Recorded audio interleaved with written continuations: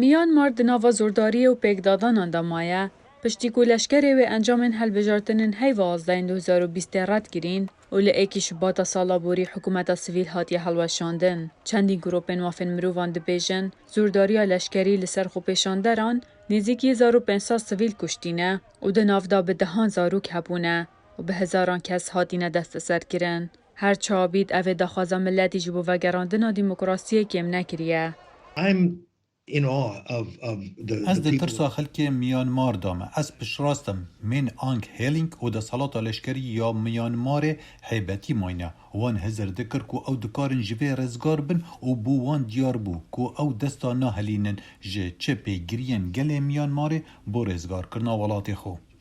دەسەڵاتە لەشکری ڕێڤەبەرە درستە میانمار ئان سان سوچی و سەرۆک یوێن منت و چەندی بەرپرسەندیên Partiya Yekîtiya Niştimaniya Demokrasî desteserkirîne û dadgehkirîne. Fermandarê leşkerî General Mint Aung Hlaing li heyva çarçoba Endonûsya ji bo bejdariya kombûna civîna Asyan ku ew razî bibû bi cihînana planekê ku ji 5 xalan pêk hatî û du mahê înana tundûtîjiyê û destpêkirina diyalûgek lê wî pêgirî bi wê sûzê nekir.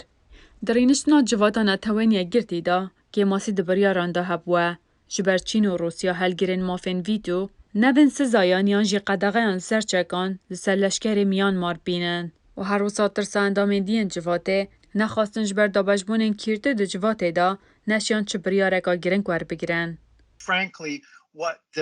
هی ورگرتی چرا کس که او دزانن کو ده جه انجاما کشتن رزگار بن بلکو هنو ولات ده حول بدن دست جوانا بردن.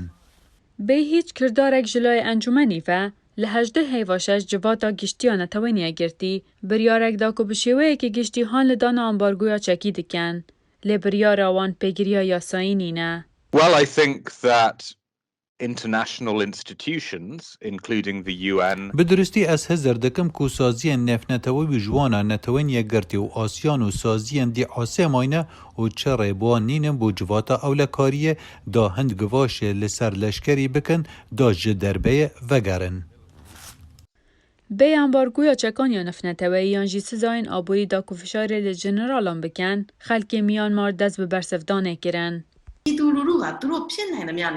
خلق به هر آوایی بو نهشتنا دیکتاتوری لبر خود ده خباتا چکداری جی یک جوان ریانه. Tundûtîjî li çendîn cihindiyên Myanmar navbera leşker û grûpên çekdarên neşadî da rûy daye, bû eger ku bi hezaran kes koçber bibin. The junta has declared war on the people of Myanmar. جواتا لشکری شر دجی گل میانمار راگهاندیه او خلک لگندان دجین بدجمن خود زانن لما او هز دکن رواهی او هیرشان لسروان بکن و بکجن و اشکنجه بدن و تا او بمپیکر نکا ماف مروان یا ترسناکه از ده ترسن باشتر نبتن و خرابتر بد. Şirûvekar dibêjin, çêdbît çareseriyeka bilez bo evê kêşeyê tiştekî ne diyar bît.